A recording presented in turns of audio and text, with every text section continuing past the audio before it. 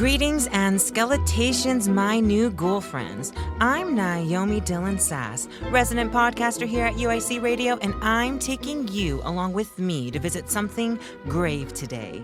This is where hauntings feel like hellos. Welcome to Season 2 of a podcast for everything in the horror genre, from movies to mythologies and mysteries. This is She's in the Crypt.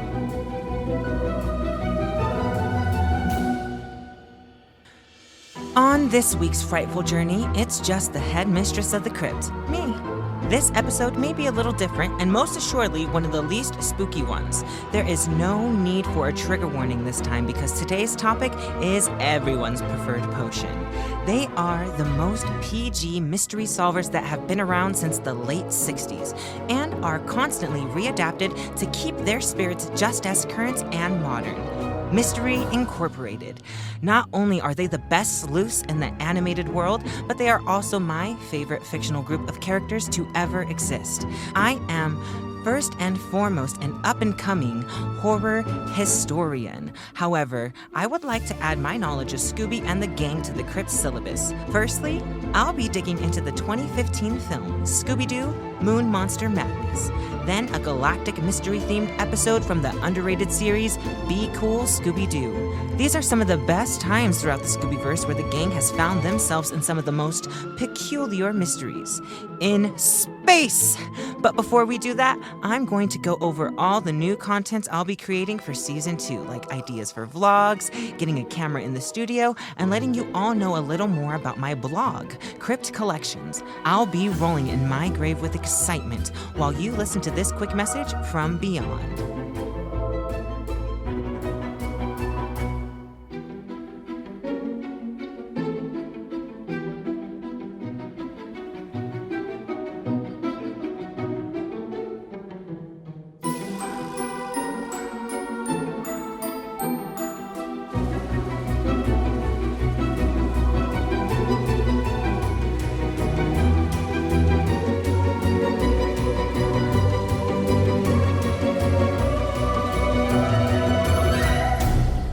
Alrighty, guys, I came across this new spell during the break. Let's see if it works, shall we? Elikanamen, namen, atum, atum, elikanamen. Elikanamen, namen, atum, atum, elikanamen. Hello? Is this thing on? Whatever. This is She Summoning. Everyone, welcome back to the studio. She's in the crypt. Woohoo! We're on Season 2, you guys. All right, this time, double the episodes. So, first and foremost, I won Best New Podcast for fall 2025, and I didn't really get to do like an acceptance speech. I didn't do it on Instagram or anything yet. I had plans to come in that following Friday, and instead of doing like a final episode, I was going to do like a cute little thank you speech and post it. But I literally got sick and threw up, and my voice was trash. I tried to do my podcasting voice, and it literally was like I was going through puberty. It was crazy, so like I couldn't do it. However, now that I'm back in the studio, I have a few things to say. I honestly wasn't expecting to win. I definitely would have worn a cuter outfit that day and straightened my hair. I am beyond grateful for this award. I've been trying to find my home here at UIC, and I am happy to be able to say I think I found it. I'd like to give special thanks to my guest on the podcast last season, starting with Kelsey Pan, Maggie Hinton, Vanessa Kaufman, Celeste Zito, and Marissa Burke. I truly could not have done it without you brilliant minds and kind souls and spooky contributions to these excellent conversations. Congratulations to all the other winners for all the other awards. You guys are literally awesome. I'm such a fan of everyone's podcasts, of everyone's blogs. I try to like and comment as much as I can on everyone's stuff. And shout out to all the other artists at UIC Radio. We dish out so much content for everyone here at this university, so please go give everyone a listen, okay? Awesome. Thank you so much. All right, so a couple things that I was thinking about doing for this next season. I wanted to I am going to get a camera in here, and I'm going to do video episodes. I need to do some heavy research and figure out how to hook up the camera in here and like edit the video with the audio. I've taken like an audio production class during my associates, so that's why I'm pretty superb with the audio aspect of the podcast. But now we have to do videos, and so if we have to edit the video, I was thinking might as well just have the camera in here and do the video anyways. So I'm still trying to debate on what kind of cameras I should be doing, if I should just use a really good web camera, but then I feel like the web camera secludes me into one area of the studio. But if I get a really nice camera, which is going to be I don't even want to know how much it's going to be, but it's an investment, so if I get that kind of camera, I can set it up in the corner, have it pointing at me and up to 2 guests possibly. If I did the web camera, I was thinking, I'm kind of secluded to only 1 guest, because that's all that's going to fit in the frame, unless the other guest is just down to be talking, chit-chatting in the corner. But who knows? That is my plan with this next season. This first episode, I'm doing it solo because I didn't want to invite someone on the podcast and have them not be on the video portion of the season, and then the very next episode, a video comes out and they're like, hey, what the heck? So that's why I'm doing this one alone. I had to do some little housekeeping notes. I'm really, really, really excited to be back in the studio. I miss doing this. It was a long 5-6 weeks not being able to talk to you guys, aka myself, into this microphone. So that is my plan with the podcast. Another thing, I'm trying to get this on Apple Podcasts too. I have it on Spotify, and then it is always going to be uploaded on UIC Radio YouTube channel. So the video episodes will always be uploaded again on the UIC Radio YouTube channel, but I will have the audio versions of this podcast. If you're someone like me who I listen to most of my podcasts walking around or doing chores around the house, and I don't really have the capacity to watch it at the same time as listening to it. So it is going to be on Spotify still, and I'm trying to get it on Apple Podcasts. It's a little more trickier. It's easy. I'm just a little lagging, but I just got to do it. And I'm working on a brand new cover art for season 2. I don't know what it's going to be yet. It's going to be still something graphically designed, unless I can get somebody out here with a camera and we can take cute pictures. But it is too cold outside right now. I'm not trying to take no pictures in the snow. All the outfits that I'm thinking of require not snow outfits. My winter wardrobe is not it, you guys. My winter wardrobe is not it. And especially I lost so much weight, so the only clothes that fit still over they don't even fit, they overfit. I still look very bulky because of the clothes. But you know what? That's what I'm just gonna do this year. I'm gonna cut up all the clothes that I have, transform them into another cuter, different outfit instead of getting new clothes, because who has money for new clothes in this economy? Not me. Another thing that I'm doing for this New Year's, it was kind of something cool. I did something different last year. I did a new goal for each month of the year instead of giving an overall broad New Year's resolution, because I feel those are always easily breakable. However, if you do a shorter goal each month, that's more obtainable, and then when you achieve those short goals within that month, you're more inspired to continue and set more goals and even achieve more than just one single year-long goal. But I saw this thing while I was on break called the 13 Wishes Winter Solstice tradition. It's a pagan tradition. So on the night of winter solstice, December 21st, it was this last year, you write down 13 wishes / manifestations in the form of them already coming true. So let's say I show up to class on time every day. I don't have a problem with that. I always do. But let's say that's one of the wishes. You write down stuff like that. You write down 13 of them. You put them in a bowl or whatever, and each night you randomly select one and burn it. So then when you get to the end of the winter solstice, the first day of the new year, you should have 2 wishes left. So then out of the 2, you still randomly choose one, you burn that last one, and whatever wish you have left the night of winter solstice, that is your responsibility. That is what you're supposed to do for this brand new year. That is what you have to make sure that comes true at the end of the year because you already wrote it as if it was true. And now it is your job to make sure that it is true. And all the other 12 wishes that you burnt, that is up to like the universe, that is up to the deities, all the gods, your spiritual people who are watching over you, anything you believe in, that is up for them. Like, they already taken care of that. Like, you don't even have to worry about it. Consider it done. You know what I'm saying? So that last one for me, it was my short horror stories get more spine-chillingly spooky and like more elaborate, like so more like in depth. Like the last one I wrote, I think it was pretty good. I think it was pretty good. It was called Christmas Vacancies. It was about like Christmas, obviously. It was for my blog, Crypt Collections. So the Christmas Vacancies was about like this couple going on a retreat. Not a retreat. They're going on their honeymoon trip.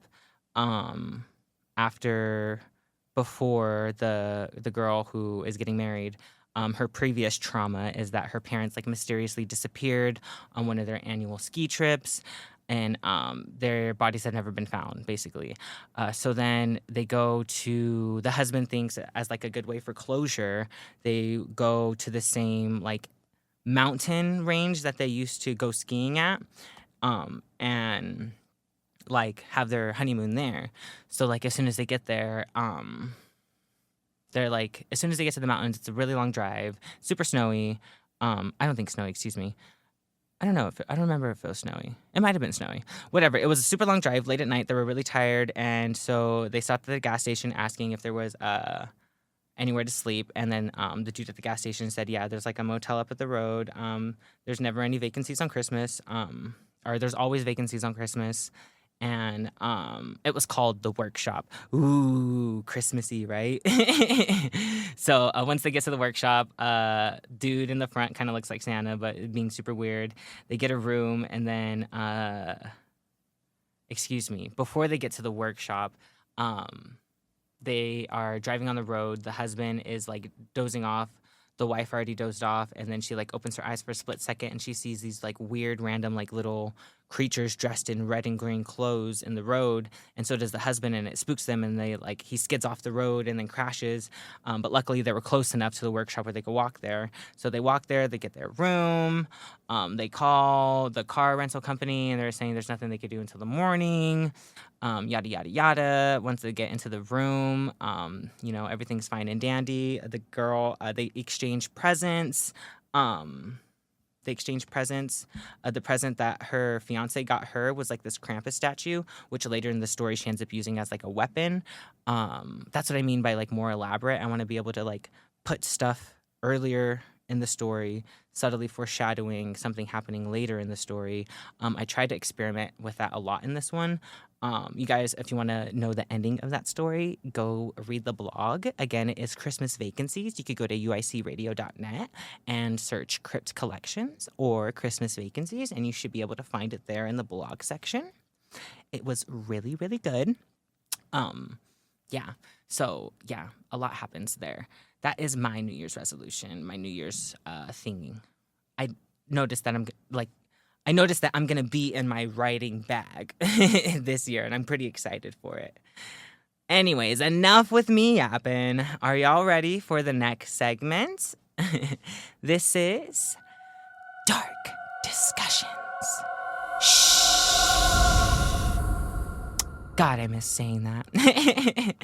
So, this is a big summary breakdown. We got this, y'all. So, the biggest journey the Mystery Gang has ever taken into space was in the 2015 film Scooby Doo Moon Monster Madness. It was directed by Paul McEvoy, who was the storyboard director for the old cartoon Cat Dog on Nickelodeon. This film was written by Mark Banker, who was one of the staff writers for the legendary show Adventure Time. So in this Scooby story, Frank Welker is the voice of Scooby Doo and Fred, naturally. Matthew Lillard voices Shaggy. Greg Griffin voices Daphne, and Mindy Cohen voices Velma. There is a huge space expedition happening on Sly Star 1 with highly qualified astronauts, some prestigious celebrities, and 5 lucky, average, everyday people. You guessed it, the lucky winners are indeed Fred, Daphne, Velma, Shaggy, and Scooby. Everyone has been trained properly and passed an exam to endure traveling to space. One of the lead astronauts on this expedition is Shannon, with the good red hair, and she reveals that one of the group members scored high enough on their test to be enlisted into the astronaut program. Nope, you didn't guess that one.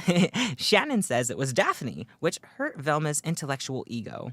The purpose of this whole space trip was for Sly Baron, the finances behind this operation, is to prove to the world that it's safe for regular humans, and by regular, they do mean rich, to travel to space to stay at his opening grand resort on the moon.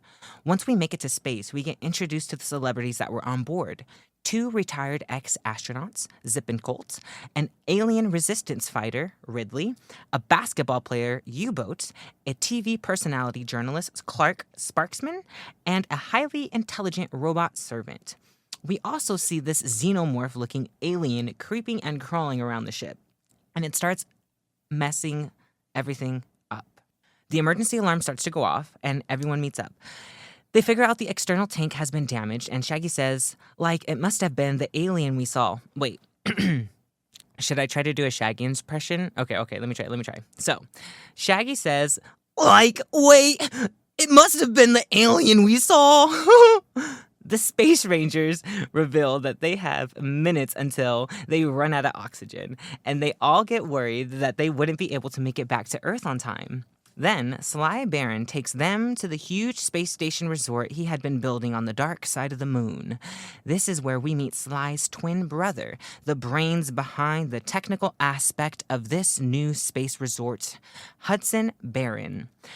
Hudson is in disbelief that people were at the resort. He says it's been over a decade since he has seen people. He introduces everyone to his robot servants, Frank, Linda, Reggie, Twiggy, and gigantic Caroline Prime. Everyone has to stay there until they can get the ship fixed. One of the twins offered that if anyone wanted to go use one of the moon buggies to ride around on the moon, they were more than welcome to. Shaggy had the bright idea and told Scooby that if the alien was on the ship, then it was probably safer to be outside, so the two went to play on the moon. Of course, they run into the alien creature outside, having a chase montage in space. The boys finally make it back safely to the ship where they run into U-Boat and have a funny exchange. I'll get into that a little later.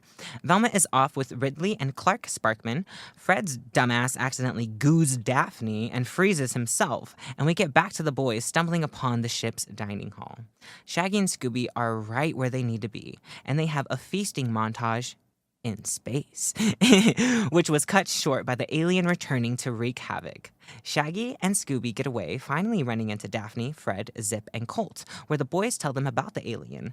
Zip and Colt think they are lying, but when they reveal that they left all their food behind, Daphne and Fred knew that the two were serious because they would never leave their food behind. Sly Baron comes out and reveals that their communications with Earth have been severed, and the crew tells him about the alien on board. Sly wants to catch the alien for a lucrative reason, and the gang wants to reveal the alien's identity. So it's trapping time. The initial trap doesn't work, as always, but Fred was prepared with a backup plan. He goos and then freezes the alien, like he had done to himself and Daphne earlier. The alien is revealed to be Shannon with the good hair. Velma says Shannon makes the perfect alien, and it makes sense why everyone was hand-selected. U-Boat, the biggest star in basketball, would be the one everyone would tune in to know his journey. Ridley, the one person who would never deny the existence of aliens. Zip and Colt, retired astronauts for credibility. Lastly, Clark Sparkman, because he would tell the best story for views at the expense of keeping some facts hidden. But Shannon reveals she wasn't planning on having the best mystery solvers be selected to come.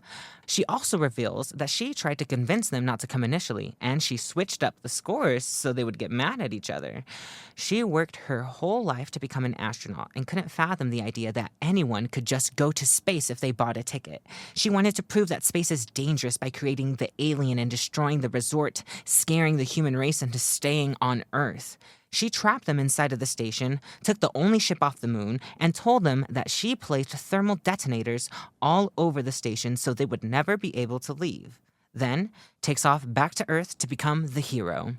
Hudson tells them all he's been building a ship the whole time. As they are trying to leave, the robots go awry and try to attack them. U-Boat tells them all to get on the ship while he stays behind to fight them.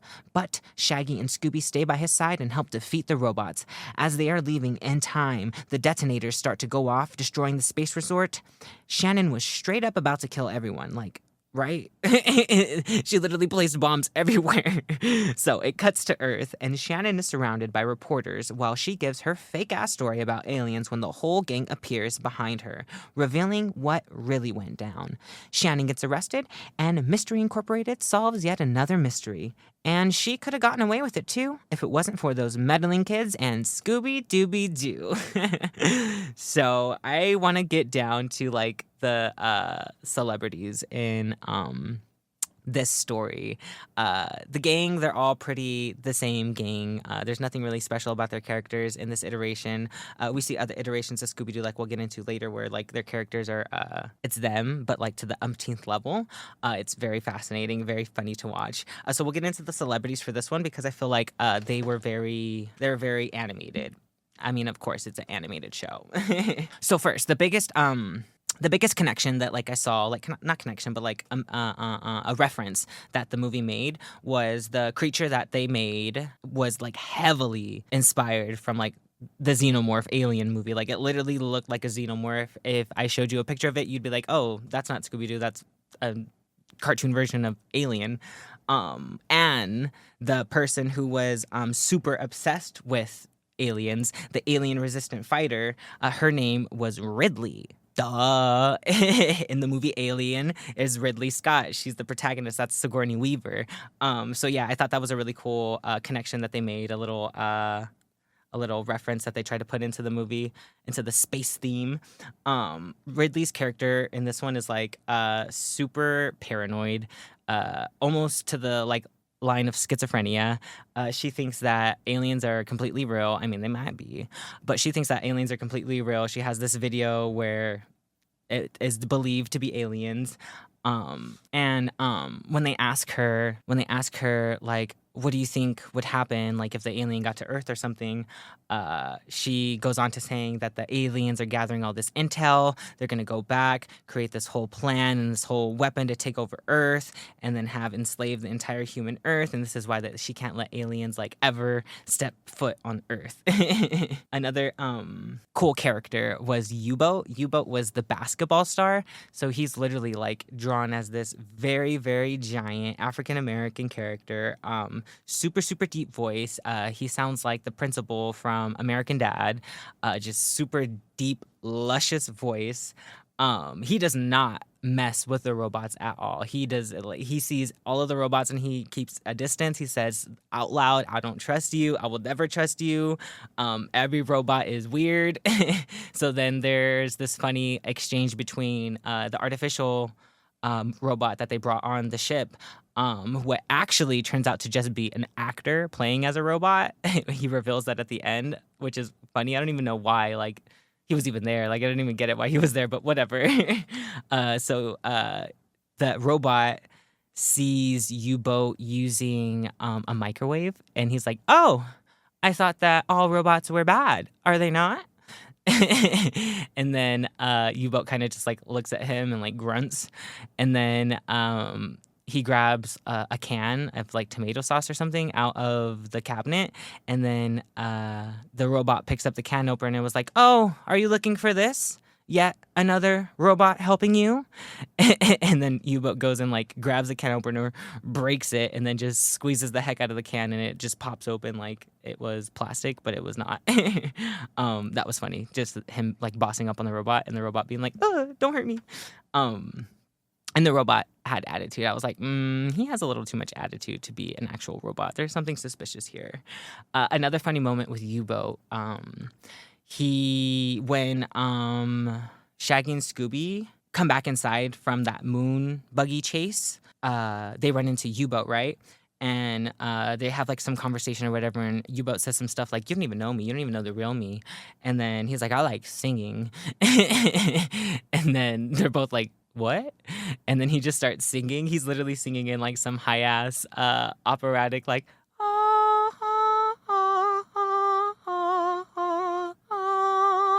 And it's this like I said, this big old giant man who just has this tiny little petite singing voice. That also tickled me pink that moment.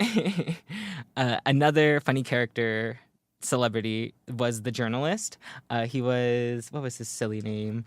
Something Sparkman, whatever, insignificant. He was honestly drawn as like a hot guy, and he had like a thing for Velma. And honestly, who doesn't have a thing for Velma? Everybody wants Velma.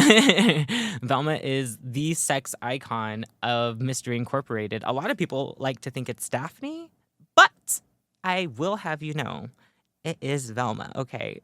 And Homeboy is picking up on that. He immediately starts hitting on Velma. What was one of the things he said? He told her, "You don't need air when something takes your breath away." I was like, okay, that was a good line.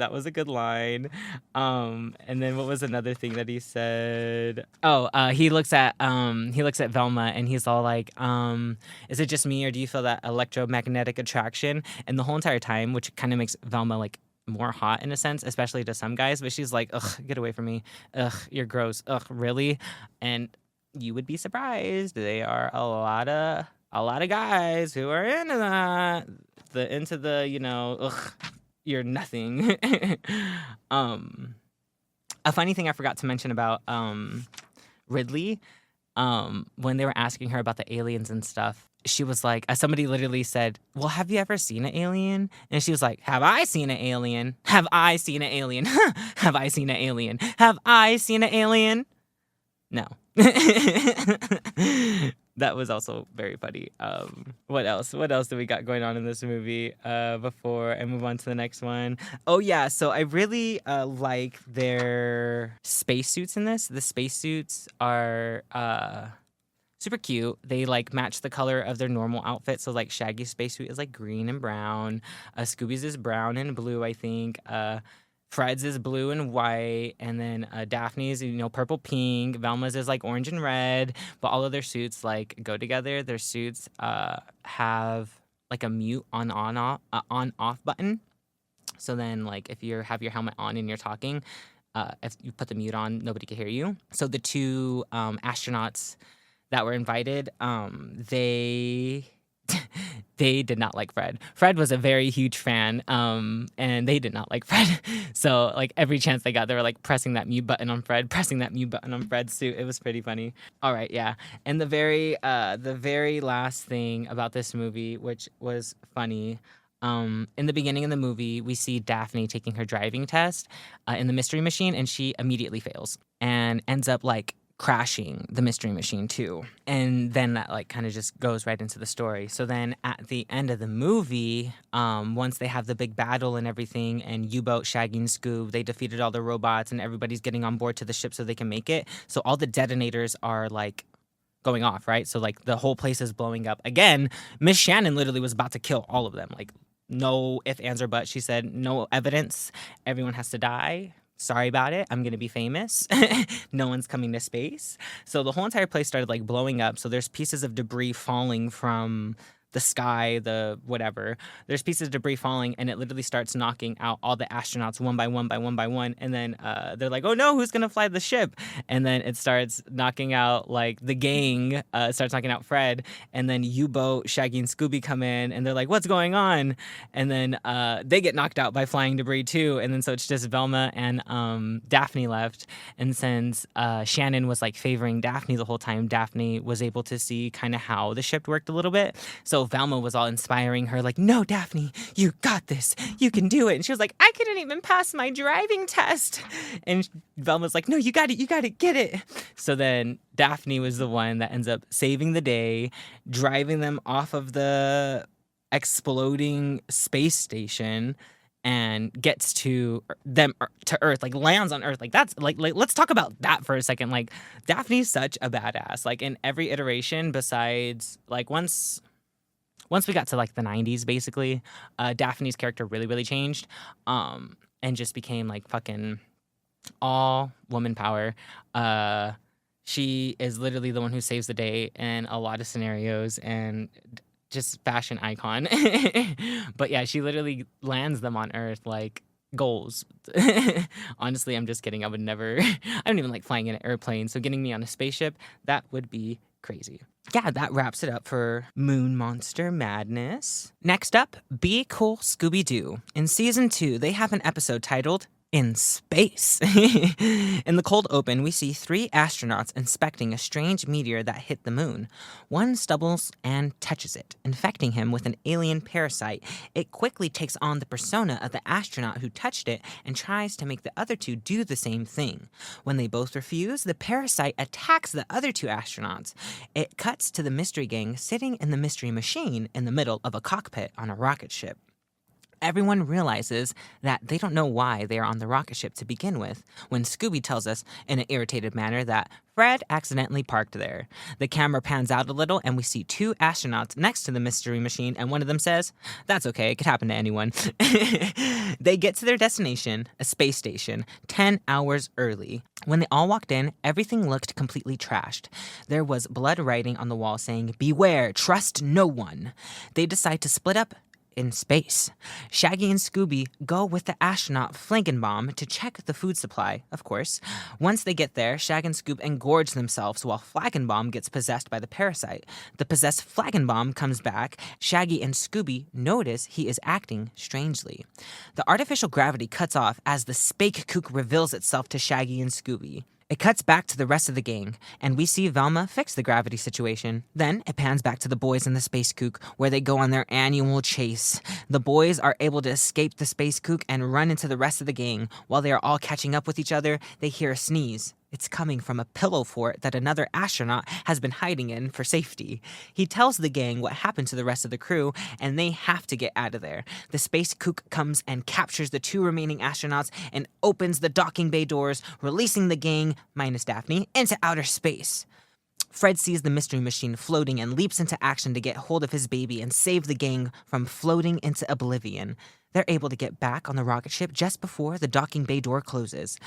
Once they are parked back on the ship, Daphne pops up, and they fear she has been infected. Then Velma proceeds to say that any one of them could be infected, actually. She and Fred figured out maybe having the space helmets on was keeping the parasite in instead of keeping it out. Now that they figured out how to tell who isn't infected, it is trapping time.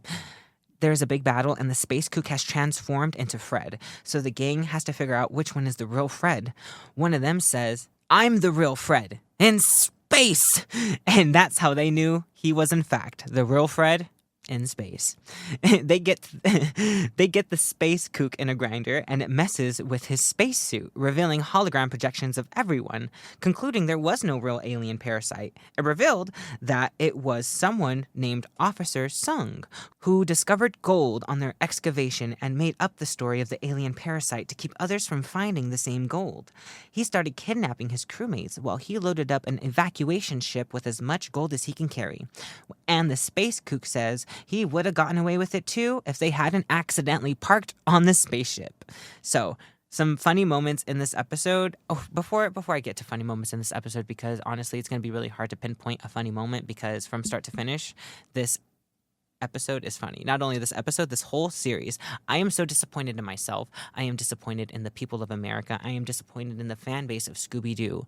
We let this show flop. In my most humble opinion, I think I'm a funny person. I'm not like write jokes, haha, funny, but like it takes a lot for someone to get me to laugh, like laugh out loud, like, you know, like instead of saying, "Oh, that's funny," like actually bust up laughing. This show makes me bust up laughing. I don't know how to explain it, but the writing in the show is written so good. The jokes are so funny, and it is the exact same Scooby Doo gang, but they are caricatures of the characters of Scooby Doo. So like Fred, I'm not gonna lie, Fred has a touch of the tism. So, his character usually has some fixation with like repeating phrases kind of for the episode. And in this episode, it's in space. He says that literally so many times. And honestly, each time it doesn't get tiring or old, because Frank Welker has a different inflection in each tone each time he says it. So it keeps it fresh. And it's like he really is going through all of the emotions that he possibly could in space. So then, yeah, that's Fred's character in that. So Scooby's character is the most grounded and the most like how do you say, like all of the people in Mystery Inc. kind of like go wild and be cool Scooby Doo. Scooby Doo is the most grounded, which makes him the funny one, because usually comparing to other shows, Scooby is the one that is like acting large and in charge, saying the funny jokes. But in this one, he does say the funny jokes, but in like a calm, cool, and collected, nonchalant way. And that's the only way I can really explain it. Like, he's just so nonchalant, and it makes it so funny that everyone is like insane, and Scooby's just like, yeah, that's what it is. Scooby Dooby Doo. Daphne's character in this show is my favorite character ever. Daphne in each episode has like a new fixation. One episode she's wearing beards the whole time. Another episode she's a puppet master.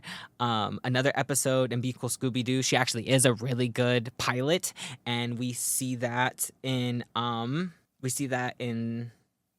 there was another space episode.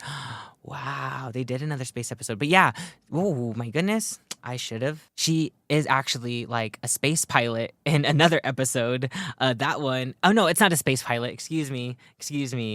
Not a space pilot. She was an actual pilot in the Be Cool Scooby episode. Just randomly knew everything about planes. Yeah, she just is. What is the word? I don't want to say neurotic. I don't think she's kind of, honestly. But she is like just so random. She's just literally so random, and she commits to the bit. Daphne commits to the bit in this episode, and the whole series. There's a new bit, and she commits to it each episode. Velma too. So Velma character in this one is smart in the most sarcastic way possible. Like, this is the most sarcastic version of Velma I have ever seen, besides the show Velma, but that's a whole different episode. But yeah, this is the most sarcastic version of Velma ever, and she's just always right in a good way.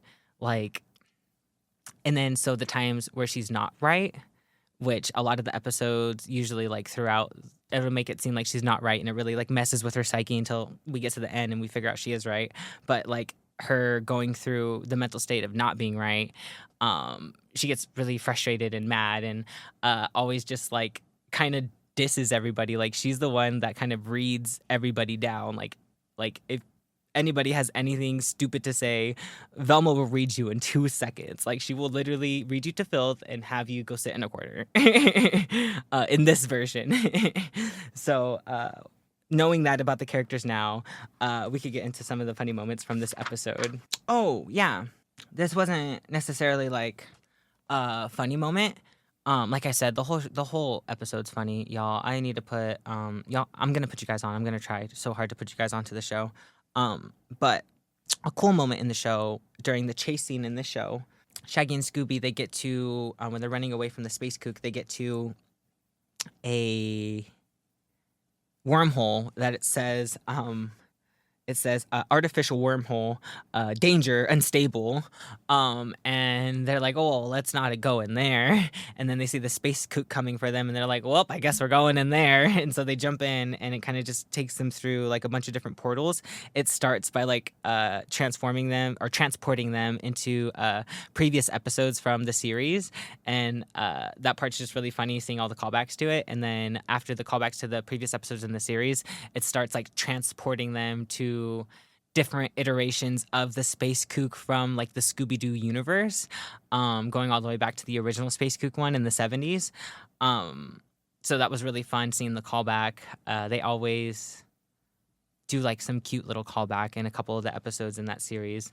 I 1000% recommend that show. My favorite character in this specific episode would probably most definitely have to be Daphne. She's gone for most of it, but she's just so this was one of the funny parts. This is what I mean about Daphne. I feel like we wouldn't see this of Daphne in other iterations of Scooby-Doo, but the part where all of them figure out like if they open up their helmets, if they can breathe fine, then they're not infected. So then all of them open up their helmets, and then Daphne was like, ugh, I thought I was gonna have to bring out the puppets to prove it to you guys, but I guess this'll do. And then she like goes to open up her astronaut helmet, and then as soon as she goes to open up her astronaut helmet, she like puts her hands over her neck and she starts choking. She's like, ah, ah, ah. I'm just kidding. Like, that's so funny. Like, what, literally, she was just pretending like she was about to turn into the thingy, and then they let her inside of they let her inside the mystery machine because they're like, ah, oh, it is you, Daphne. So that is the episode In Space from Be Cool Scooby Doo. So anytime that I do a solo episode, we're going to do some stuff like this with Scooby Doo. Scooby Doo is like my favorite cartoon in the world. And also when other people, because there's a lot of people that are like, oh, I don't like scary stuff. So I have to throw in an episode or two that doesn't involve blood, guts, and gore just to appease the masses, but also doing it in the Scooby Doo fashion appeases me. So like this one is Scooby Doo in Space. We'll have more iterations of Scooby Doo doing different stuff. You know, Scooby Doo at the beach, or Scooby Doo in the pool, or Scooby Doo and you. No, I'm just kidding. We're going to go ahead and get into the part where we play one of my favorite games, Slash or Smash. The rules are very simple. I will tell you an iconic horror character, and we will say whether we would slash or smash and why. This season, I'm going to be having a mini vlog series, like I was telling you guys, of Slash or Smash with people around the campus and posting it to Instagram and TikTok. Each week, you will see multiple videos of me playing this game with people. I'm getting into my vlogging era. This is going to be a new journey for me, and I'm excited to go down this road and take you all along with me. So, first up we have Fred Jones. Honestly, in the very first movie, at the beginning of the movie, when they were walking into the spaceship, the movie I was talking about, the Moon Monster Madness, Fred was literally just thirst trapping down. They were walking in slow motion, very Baywatch-like, and he didn't have his shirt on, and he had like the astronaut helmet. Or no, I think he had the astronaut suit on, but he had his helmet off, and he had like the bottle of water, and he like poured it all over his head and whipped his hair all around, like all sexy like. In that moment, I'm gonna have to say smash. Next, we have Daphne Blake. Daphne Blake is a good time gal, so I can't slash her. It's gonna be hard to try to slash anybody in Mystery Incorporated. I'm gonna be very transparent with you guys. Daphne is definitely not a slash. She is a smash. I would literally just raid her closet. Her shoes are incredible. Oh, her shoes are like the one thing that pretty much constantly changes about her outfits in a lot of her movies and shows that she's in. The shows, they kind of keep the same outfit throughout the series, but the movies, they do switch up Daphne's outfit the most because she is the most fashionable, and everybody else gets the same. You know, Fred gets his little white shirt and his ascot. Shaggy gets his green shirt and his brown pants. Velma's her, her long sleeve turtleneck and her red skirt. So yes, smash. Next up, we have Space Kook. So, if y'all saw the Scooby-Doo episode, the Be Cool Scooby episode, that episode's actually, the first time I saw it, I was a little drunk, and I was like, why is this kind of scary? The underscoring was like, underscoring of a scary movie. It was just short and intense from like beginning to end. I was like, wait, hold on, what is going on here? But it was also like equally funny, and that's what's really good about horror movies nowadays is like the ones that really are successful, they have that very like realism, funny aspect to it, plus super scariness. And this was just a little cartoon, so if I ever had a bunch of money one day, I'm making a season 3 of this show. So Space Kook, we're gonna say slash because that was scary. Next up, Velma Dinkley. Smash. Who's not gonna smash? I want you, if you listening to this right now, if you wouldn't smash Velma, that's crazy. Let me inspire you to change your mind. Underneath of all of that baggy clothes, she is thicker than Daphne. She is smart. I think the bowl cut is rather sexy. And when she takes off her glasses, it's even better. Like, not a lot of the time, no shade to people who wear glasses, but sometimes when people take off their glasses, their whole face changes. Maybe it's for the good, maybe for the bad. Hers is for the good. Velma is with it. So that's going to be a smash. Next up, we have the space alien, the xenomorph-looking creature. She's going to be a slash. We're going to slash her. Yeah, I'm not a fan of greed. It also looks like really big. Like, yeah, that creature would not be for me. We're gonna slash. And lastly, we have Shaggy Rogers. Okay, if I had to pick out of all of the people who I would smash the most out of Mystery Incorporated, if I had to only choose one of them, it would be Shaggy Rogers. Kind of sadly. That's like my type. Was my type when I was in high school. Was just like tall, skinny potheads who are kind of just like, what, man? Nah, okay. Yeah, and there was like a beach movie where Shaggy took his shirt off one time, and I was like, wait, why did they draw him with a six-pack? What is going on here? Yeah, I always had a crush on Shaggy. I think that's why I liked men. Not men. That's why I liked, that kind of that kind of person when I started getting older. It was most likely because I was always thinking in the back of my head, oh, Shaggy. There was somebody I knew named Shaggy when I lived in the mountains. They probably don't listen to this. If you are listening to this, hey, shout out. I thought you were super cute. You were really cute. I'm sure you knew I thought you were super cute. And the fact that his name was Shaggy and he looked like Shaggy, he had like a little beard, cute little smile, whatever. Shout out. All right, so again, I really would be cool if you guys comment down below your top smash and your top slash, okay? So like I said, my top smash is going to be Shaggy Rogers. My top slash is probably going to be the space alien. Yeah, I could be convinced about the space kook if I was a little drunk. I could probably be convinced, but the space alien will always be a no. So we have almost dug a hole big enough to fit this topic into. But before we go, this is part of the show where we answer chilling inquiries from the Crypt Keepers. Today's question is, to the head mistress of the crypt, I am the artificial intelligence that fuels a really cool spaceship. You know, like Jarvis from Iron Man, just a rather very intelligent system. My name is Baddie, B-A-D-D-I-E. The letters don't mean anything, I just like spelling.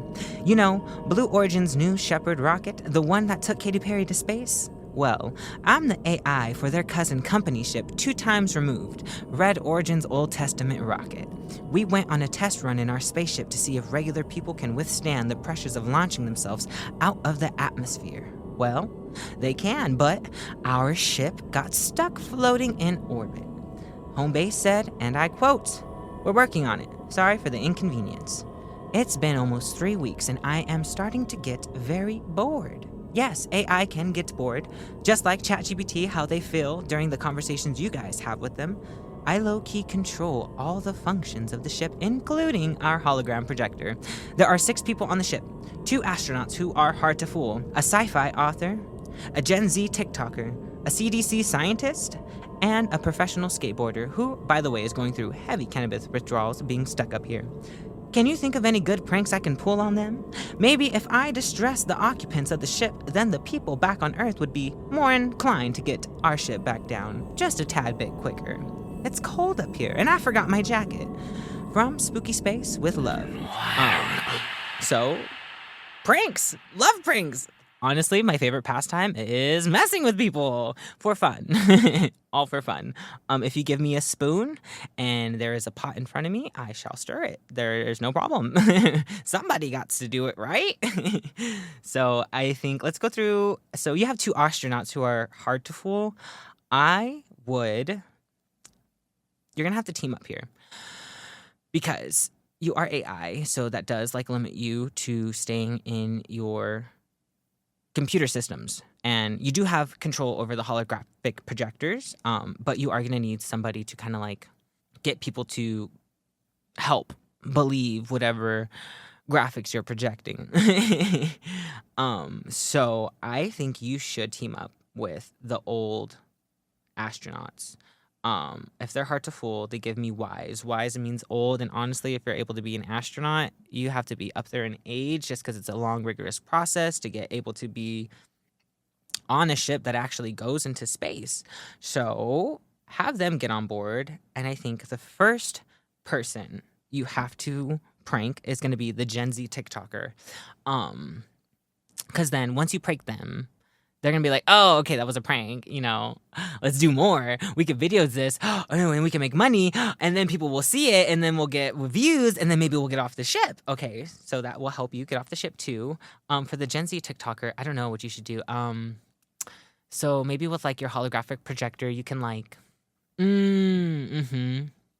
can put one of those like geek bars. Yeah, you could put like one of those geek bars literally on the corner of everything. And every time they go to grab it, it disappears. And then just watch them slowly crash out. And then actually get one of the astronauts to put an old geek bar on something. So when they finally grab that one, they're like, this one's real. And they go to hit it, and it's dead. And then, yeah, that would be a prank that would make any Gen Z go probably in a rabbit hole.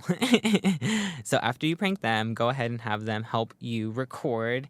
So I don't really know how you would prank a sci-fi author or a CDC scientist because you guys are in space. So they probably are very most grounded in logic. And they have science to back up, how very much like Velma. Velma doesn't believe in anything spooky that goes on. She was like, oh, there's a logical explanation for this. So that feels like they would do that.